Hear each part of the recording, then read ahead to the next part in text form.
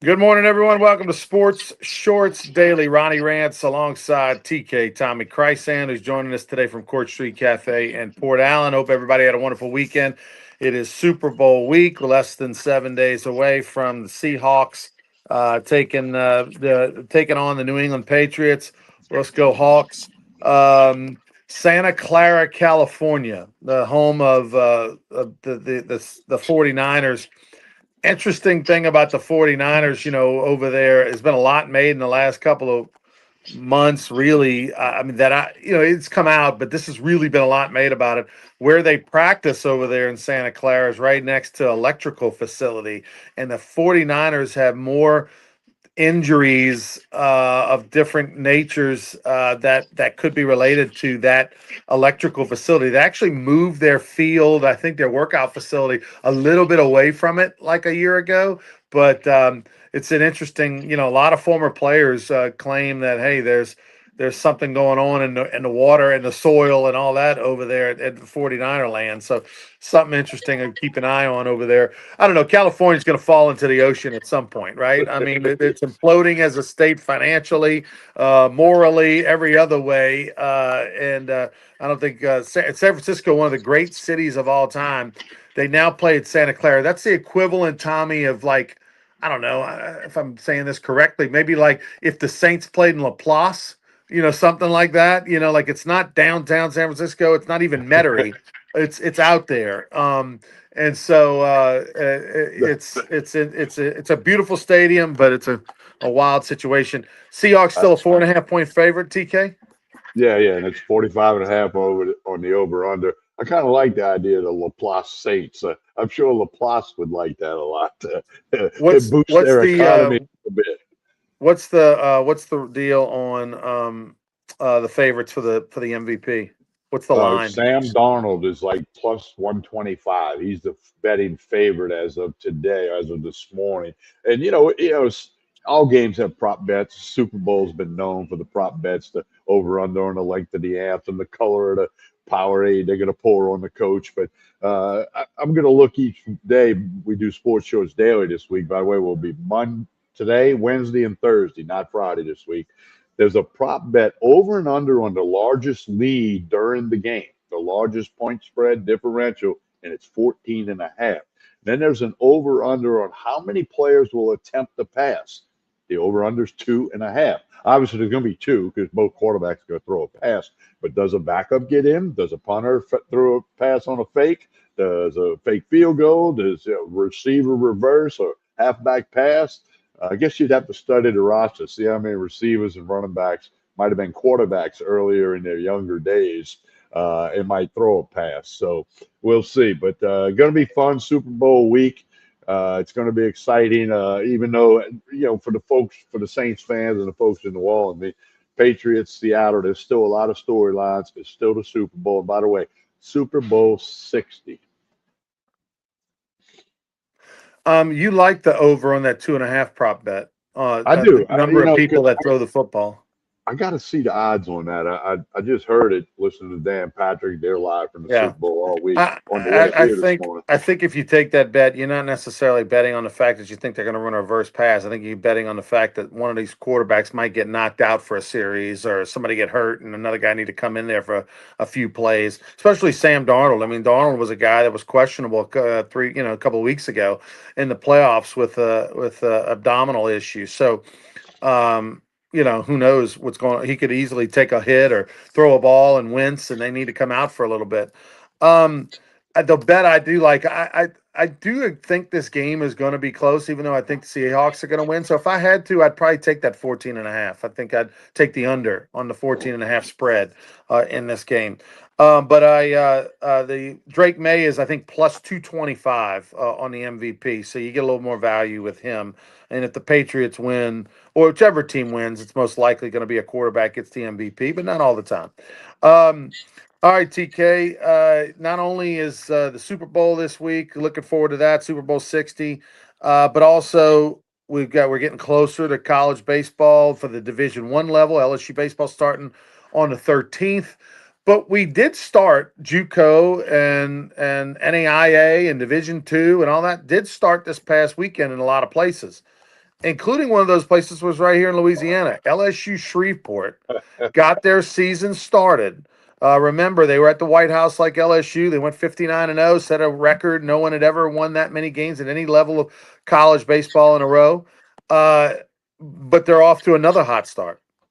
They are 6-0 this season. Had a come from behind 2-1 win this weekend in their sixth game of the year. They were down 1-0 late and ended up winning. Got a fly out to cap the game. I saw the highlights, and what I liked is they didn't act like they won, the World Series or something. They all came out of the dugout, just like a normal win reaction, But I guess because they were about to lose. Hey, the baseball guys say they're going to lose sooner or later. They play up in Sterlington, Louisiana, which is right outside of Monroe. Starting this Friday, there's a tournament up there. Several teams involved, including the Pilots of LSU Shreveport, who are on a 65-game win streak right now. 65-game win streak. By the way, they knocked off fourth-ranked Hope International 4 times this past weekend. They played the fourth-ranked team in NAIA. Hope International beat them 9-8 and 2-1. Also beat them 5-2 and 19-8. But their schedule does not get easy. The next couple of weeks, they play like 4 different ranked teams, including the 19th ranked team. Let me see here. 19th ranked team in the country. Who?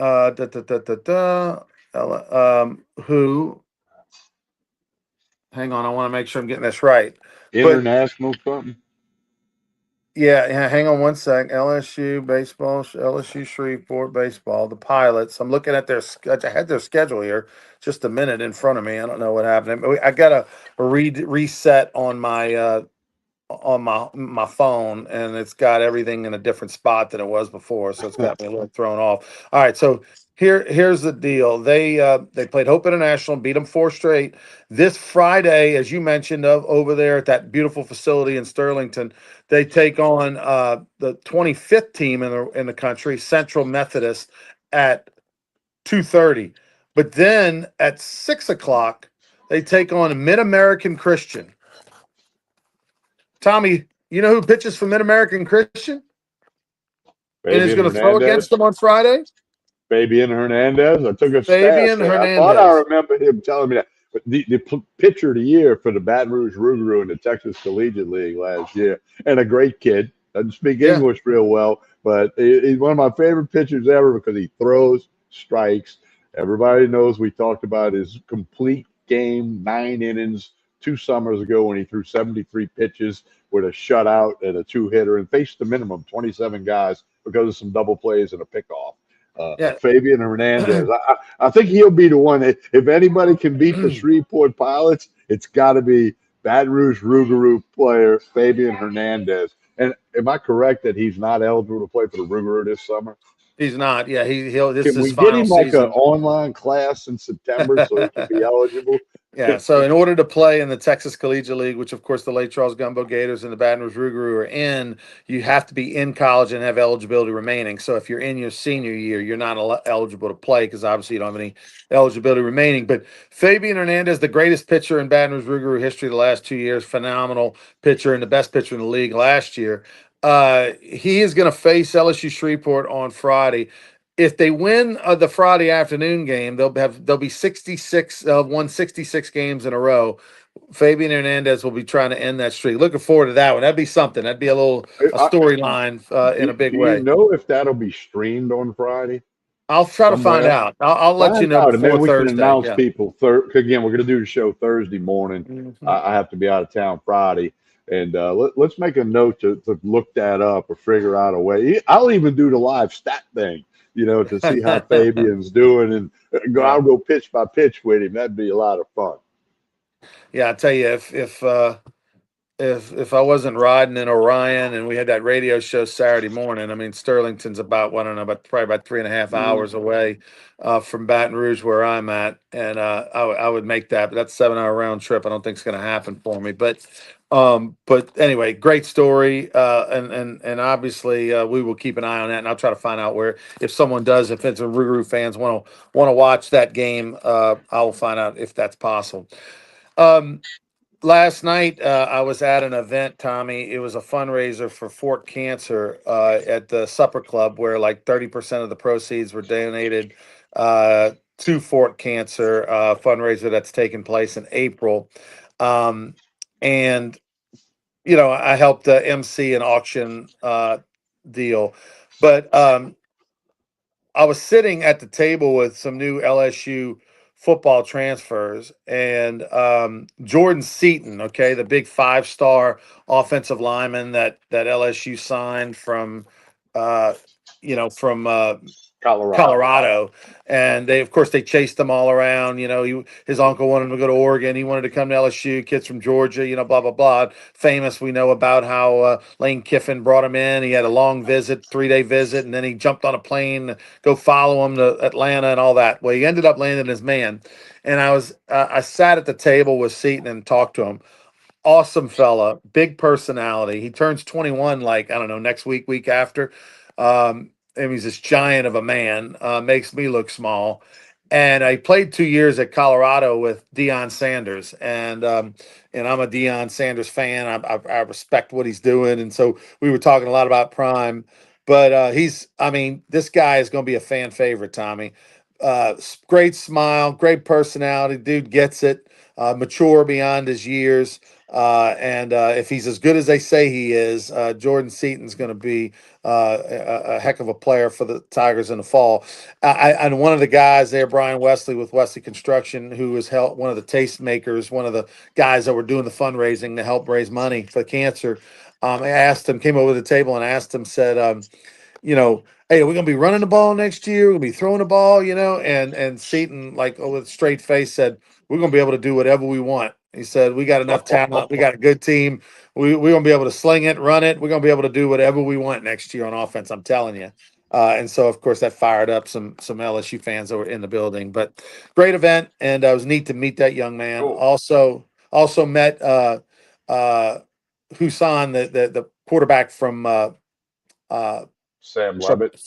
no, quarterback from South Carolina. I mean, from USC, from Southern Cal, the freshman transfer, who Okay. actually is the starting quarterback right now until Sam Levitt gets Yeah, healthy. I 'cause mean, Sam, Levitt won't be at spring practice, or he won't yeah, participate in spring practice. He might right. be out there, but So I mean, Sam Levitt's got to get healthy first. But anyway, really neat event. All right, TK. You tell us a little bit update on what your little Pelicans bet's doing. For those that well, follow along, TK bets against the Pelicans every game with the spread. What's your they record were right getting now? 6.5 against the 76ers the other night. 76ers won by 10. So I got a W after a 5-game losing streak. Okay. 24 and 27 is their record against the spread. They're 13 and 38 overall. Tonight they're getting 6.5 in Charlotte against the Hornets. So Pelicans going nowhere in a hurry, but as we said, I'm gonna keep tabs on this for the remainder of the NBA season. I tell you what, that game where you won against the 76ers, the Pelicans and the 76ers uh, were tied up with 4.5 to go. And then the Pelicans ended up losing by 10, and Then you ended up winning your bet. That was a pretty good win, because I was checking the score on my phone, and I didn't think you had a chance when they were tied up with 4.5 to play. Hey, got it done. Got it done. Hey, Ronnie, how about 45-year-old Justin Rose? He's almost as old as you. Wire to wire at the Farmers Insurance opening out at La Jolla, Torrey Pines, famous municipal golf course. Anybody can walk up and play. Well, you probably got to get tee time. Wins by 7 shots. Course tournament record 23 under. Went wire to wire. Kepka made the cut. Struggled with those small putts. He made some 10, 12 footers, 3 putted from 2 feet on Saturday. And now the PGA turns Been to there, one of done their, that. Got the T-shirt, Tommy. yeah, you got more than one T-shirt. But here's the other thing: the tour moves to the Waste Management Open, which you were at last year. Was it last year you went? And of course, the 16th hole, which is really a stadium, two just years to ago. play 2 years, a stadium to play a par three. That'll be coming up this week. They start early on Sunday because of the Super Bowl, so that the TV coverage can be done basically by the time the Super Bowl kicks off. And so, yeah, the golf fever's starting to hit. Yes, it was a little too cold to be outside. I watched basically every shot of the tournament yesterday. So that was fun to see. And of course, the PGA Tour will be in New Orleans in late April. The Live Tour will be here in the summer. And the reception for Koepka, he interviewed with Jim Nantz in the booth on Saturday. Said, and a lot of crowd favor. He'd make a putt. He got a lot of applause, a lot of a roar. Of course, the return from Live Golf. And he said, everything's been super. It's great to compete with the best competitive players. There was a big quote from Justin Thomas saying, glad to see Koepka wants to play with the best players week in, week out in the world. You know, kind of, I don't know if it was all concocted, but kind of sounded like, hey, let's push this narrative that, you know, Koepka is back. Of course, we know Baton Rouge's Patrick Reed, who played golf at U High, is coming back a little later in the year. So a lot of golf on a cold weekend in South Louisiana. Well, look, I mean, iron sharpens iron, that old saying. And I think there's something to be said for Koepka playing against the best week in and week out. The field is deeper and better on the PGA than the Live. There's no doubt about that. And I think, at the end of the day, it will make you a better golfer. You may not make as much money. You may not, you're going to have to grind more. That, but it will make you a better golfer. Now, that said, doesn't surprise me, Tommy, that fans are cheering on Brooks Koepka, right? Good looking guy, got a good story, rags to riches kind of thing, in the sense that everybody knows his off the field issues and his health issues and all that kind of stuff. And so, and the fans get it, right? There's not anybody in that crowd that would, hey, you want to make $200 million to go to the Live Tour? Yeah, sign me up, right? I mean, so everybody can relate. Everybody understands why he left to go to PGA. By the way, guaranteed money and more money than you're going to make on the PGA Tour, or non-guaranteed money. I mean, the PGA Tour, you have to win every week. You have to make the cut. Like, you literally start with zero, other than sponsor money, which in his case, he does get a substantial amount. But like, you cannot blame any of those guys that went to the Live Tour when the Saudis were throwing around that kind of life-changing money for your generation and generations in your family after you. So from a fan standpoint, sure, the Live was so irrelevant. And Brooks Koepka didn't go away. You saw him in the majors, and he won a major in the last 3 years. So because of that, I think, yeah, it's a over thing. You might have a few hardcore guys like Justin Thomas and others that were the face of PGA and were very involved in the and hated to see some of those guys leave, and maybe they took it personal. But even probably the majority of the players on the PGA Tour, they understand, because they'd have done the same thing had they been offered. I get it. And one comment that kind of sums up how good Justin Rose was this weekend. After the Saturday round, he had a 6-shot lead. Joel Damon was in second place, finished second, third, or fourth. They asked Damon, "Do you have a shot tomorrow in the final round?" He said, "The only way I have a shot is if Justin Rose forgets to set his alarm clock." So that'll tell you how good Justin Rose played this weekend. Boy, let me tell you, Torrey Pines, one of the prettiest golf courses in the Oh, country. There's golly, gee. no question about it. Yeah, that's some expensive property. Yeah, But it's no, a yeah, public all golf right. course. Again, if you're going to be in La Jolla or near San Diego, you can get on a phone and get some tee times. I would assume it's a lot like the public courses over in Scotland and Ireland, where you got to call a year in advance or something Yeah, like that. yeah, yeah. It's probably Um, not like City Park in New Orleans. yeah, very much not like that. Uh, all right, TK, what else we got going on? Well, LSU men won a game in overtime the other day at South Carolina. Hey, it's a road win. It's a win. Their second conference win. They'll host Georgia this Saturday. I'll be at that game.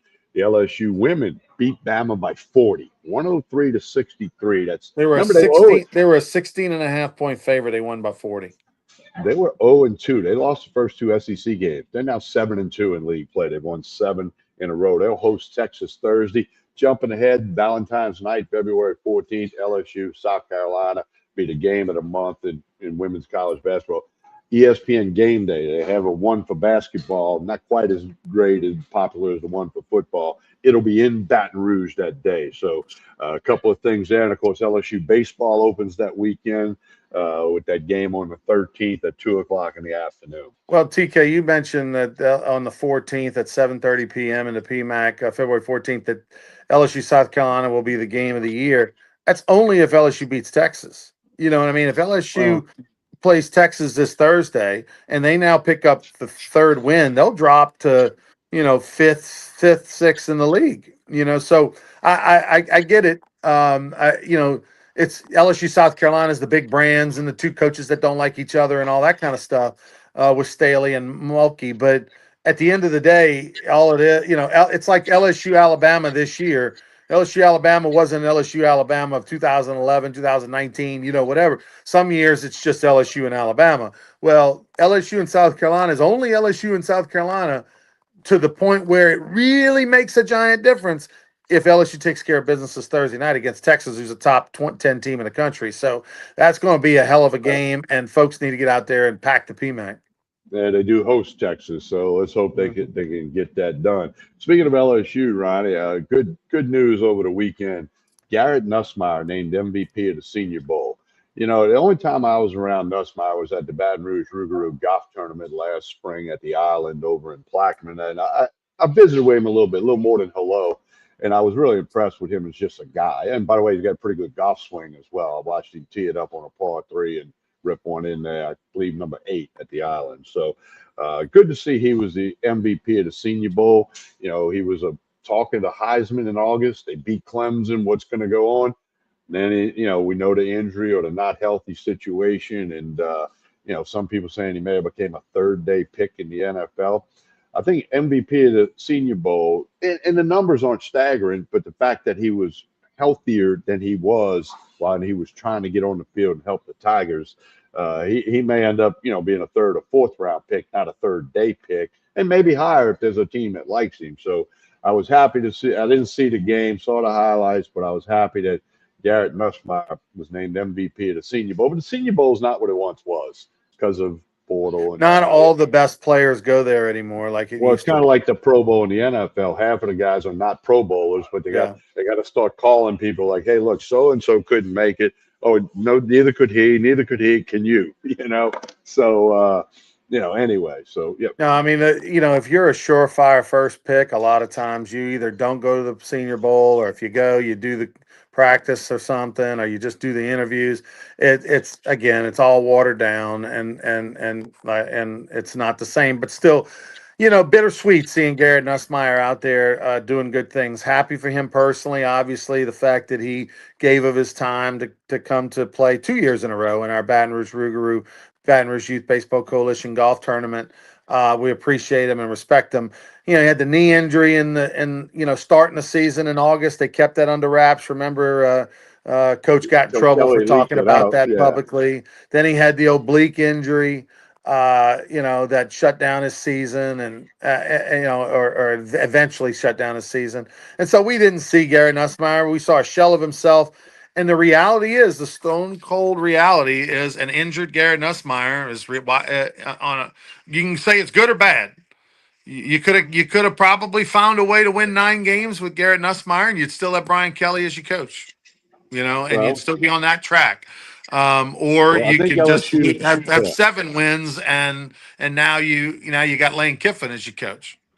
Yeah, so we'll see, how that goes. But yeah, you're right. It could be the world could be a lot different if he didn't have a knee and an abdominal injury, as they called it. Ronnie, do we have a date yet for the Rougarou golf tournament this spring? Now that's something that we're working on here in the next couple of weeks with the Okay. island. So we'll I have didn't that mean to to you. blindside you with that, but Yeah, yeah, no, but I'll certainly be there, and I might even play this year.